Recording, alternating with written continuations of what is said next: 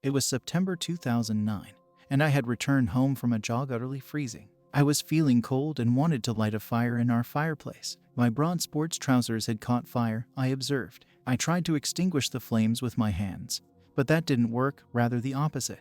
The provided air appeared to make them rise quicker and stronger, and my jeans and jacket quickly caught fire. I'm always amazed by this moment when I look back on it today, because I wasn't afraid at the time.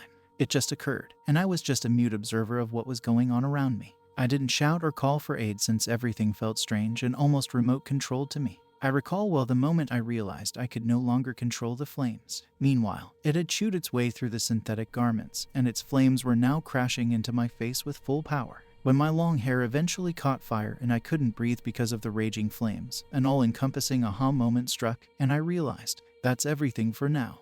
Give up. You are now dead. Breathing was no longer feasible, and there was no way to call for aid. I had lost control, and there was nothing I could do anymore. The most striking aspect of that moment was that I didn't feel any pain, and I don't recall feeling any anxiety. That moment was just this overwhelming knowledge. Now you're dying, and then understanding, it's fine. From the viewpoint of today, this was the greatest gift of my life. I'd had enough. Stop arguing. I did nothing else since there was nothing more I could do, and so made one of my most significant decisions, to let it happen. Except, now, 8 years later, it is exceedingly difficult for me to find the perfect words to express my sentiments and ideas. It's also not something that can be adequately articulated or conveyed with human language. It's a split second that encompasses everything and nothing, complete inner quiet and anticipation of what will come next. And yet it is the most amazing realization of the absolute. My life, on the other hand, did not pass me by in a type of time lapse. Rather, I was overcome with the knowledge that my prior life was just as right and good as it had been, without depression or concern. There is nothing that has to be finished, no responsibility, just a thought. I appeared to be utterly missing from the sensation of time, because all of these deep feelings came to me in a very short amount of time, which is ordinarily required for 3 to 4 breaths. It seemed like an all-encompassing, wondering eternity at the same moment. I could write pages and pages on what was going on inside me in that instant, but it was just a minute in which I had to commit myself completely and, most importantly, consciously into the hands of higher authority. I didn't have a choice any longer. I relinquished all human control and let go. This body, in which I had just found myself with my consciousness in complete concentration, I suddenly experienced from the perspective of an observer. From the outside, I felt a sense of neutrality as I saw him wobble slowly but steadily, waving his arms around aimlessly. He couldn't stay in this state much longer. That was very evident to me at the time. When my son walked in the door, my impartial awareness of what was happening to my body converted to excitement. At the age of 14, he recognized the perilous situation and responded quickly by running towards my corpse, ripping it to the ground, and extinguishing the flames with a carpet he managed to catch. I seemed to be rather distant from what was going on and followed his efforts to help me fairly neutrally, as if I were just a bystander. I witnessed him hurry to the phone, as well as the arrival of paramedics and the landing of the rescue chopper. My awareness had detached from my body, and I appeared to be standing next to it, watching, like a spectator or bystander. But nothing could take my focus away from him. No dead loved ones to greet me ... and no dazzling light to perceive ... and no dark tunnel or other changes. Nothing. Instead, I was able to observe the kind emergency doctor in the helicopter tending to my body, which was reclining comfortably on a type of sofa on wheels. When paramedics brought my body from the chopper to the hospital, physicians hurried over and pushed it unerringly into the emergency room.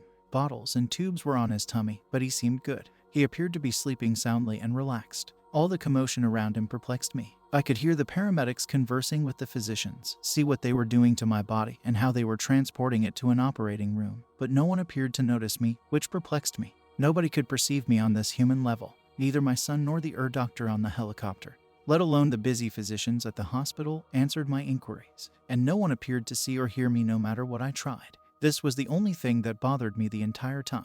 Am I gone? My body just lay there.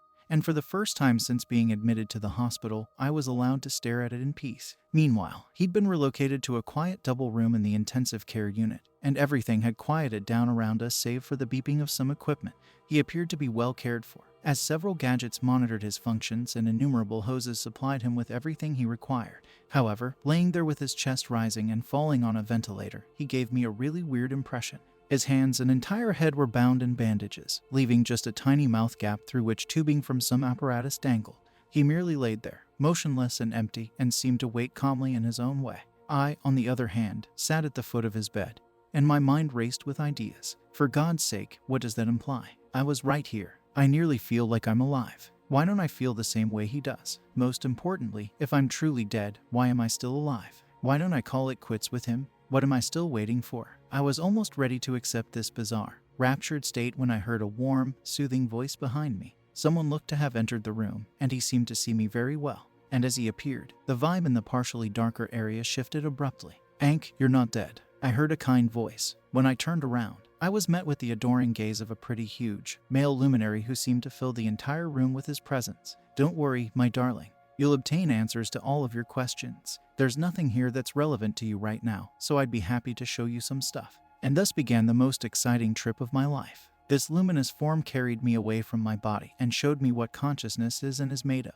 I was schooled and instructed. I asked 1,000 questions and received 10,000 responses. I became aware of connections I would never have considered previously, and my patient teacher guided me through all of the areas that were essential to me. I saw how our human body is linked to higher vibrational levels, what it means to integrate soul parts, to eliminate blockages, and how soul partners are linked. He showed me what it really means to expand your consciousness, how our human eye is tied to it, and a plethora of other things. I had the chance to experience everything I had always suspected. In these realms, time does not exist. And everything, absolutely everything, occurs at the same moment, parallel and with incredible ferocity. We visited the chamber where my body lay in a coma several times, and my teacher also taught me what it means to truly embrace the physical body for what it is, a vessel that allows us here as human to have our experiences in duality. A vessel that wishes to be inhabited by our higher awareness and craves connection. During one of these visits to the sick room, my spiritual teacher instructed me to tune into my physical body, to feel into it and make direct contact with it. I felt his narrow, its heavy. I recognized his limitations, but also his creativity, its perpetual renewal, its enormous potential, his very unique method of speaking with me. For the first time, I was permitted to investigate him and listen to his stories. My teacher repeatedly led me back and forth between the levels. I experienced what we call unconditionalness ... but it is far more than that. A love for all that is, a love that recognizes no boundaries, and, most importantly, a love that exists in all of us. It is everywhere, in every grain of sand, in every cell, in every thinking. All-encompassing, space and time played no part. And this experience was equally fantastic since everything, really everything, happened at the same time. What we call the past or the future does not exist. Or rather, only exists for us humans. We always and in every moment have the choice of which future we wish to create for ourselves.